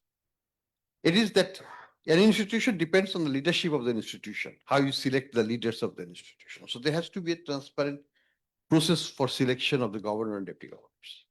Second, can you fire them right away? Answer will be, if that law is passed, answer will be no. If they have done something illegal, something very wrong, of course, you can initiate a legal judicial process, 3-member High Supreme Court bench, which can then investigate it. And if they decide that something wrong, there has to be a cause, a good cause for firing, then you can fire, and not otherwise. Not because I agree with you, disagree about interest rate policy. I wanted more money and they didn't print more money. That's not a plausible cause for firing of the governors and so on. Those are the changes that we're doing. We're also doing the change in the board. The number of officials, government officials representing the board is right now 4. 4 secretaries are there. It will be reduced to 1. In the rest of the world, it is 0. We propose to 1. Let's see how the system accepts that, because on these changes, we are facing some difficulties, but we hope that this government, which is for reform and for sustaining the reforms, will at least make this as an ordinance and let the next government then carry forward it as a law. So these are some of the changes. Then also we are doing a bankruptcy act, we are doing many other things which are part of a system to improve governance Because governance is the key, in our view, to restore financial discipline in this system. This is a very, very, I mean, this banking system has been totally robbed. The non-performing assets is now 35% plus of the total asset, which is the highest in the world. Something not to be proud of. We should be ashamed of. But that could only happen because there was daytime robbery by the state-sponsored people who were made the owner of the banks. And it never happened in any other country. I have not seen or heard of while I was in the IMF that any country had that kind of abusive robbery of the banking system. And the financial system also, non-bank financial institutions also suffered the same fate. So essentially, we are trying for the lasting improvement, but a lot depends on the 3 or 4 things has to be done by this government, interim, and then all of the 7 laws have to be ratified by the next government. So we have to create, of course, some degree of public pressure for these changes to be adopted by the elected government, so that this process that this accidental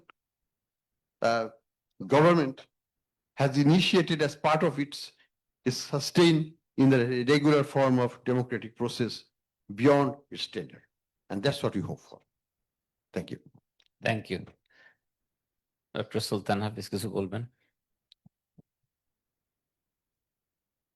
আমি just একটু clarify করতে চাই যে Firdous mention করেছিল আমার একটা statement, আমি কিন্তু ক্যাটেগরিক্যালি বলেছি যে in concluding from the global experience, যে democracy at the early stages of development, এটা থাকতেই হবে এমন কোনো কথা নেই. This is what the experience suggests. However, the full sentence that I said was that legitimacy জন্য এবং এটা process to sustain, development process to sustain করার জন্য beyond a point, you definitely need democracy. That is the statement I made. Secondly, Bangladesh's context আমার notes ছিল আমি বলি নাই, but I simply want to say that the experience again indicates যে দেশগুলি বেশি successful হয়েছে in strengthening their democratic institutions, সেই দেশগুলি they actually transformed and adapted the inherited colonial and neo-colonial institutions to suit their own context. And that is extremely important. It has to fit the aspirations of the people at large, and therefore needs to be contextualized. Thank you. Thank you. Monzur কিছু বলবেন? না. Dr. Murshid. Just a small little point here. I think Ahsan's experience proves something that I've been saying for a while, which is that the first thing that you have to do in terms of improving governance and institution is to put the right person in charge. If you're not able to do that, then to start with, your project is going to be doomed. So that's a necessary condition, but not sufficient again. But to make it sufficient, then the person, a suitable person like Mansur, if he's put in the right place, he can then go about organizing or reorganizing his establishment in order to serve the greater purpose. And so it obviously requires that.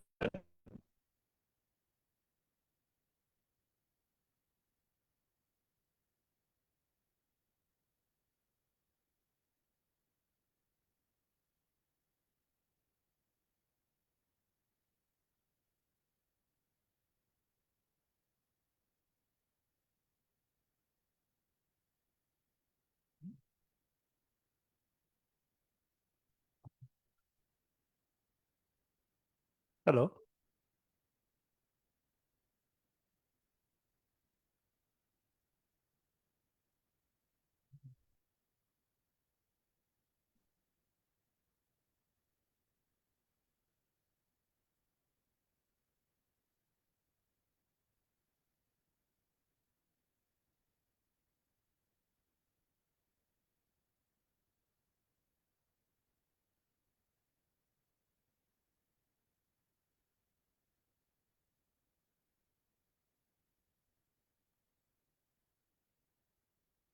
So just finish up my point, which was basically that if you then have a political system that supports you, you're going to be able to carry this out. Now, if the political government is essentially run by cronies, then this is never going to happen.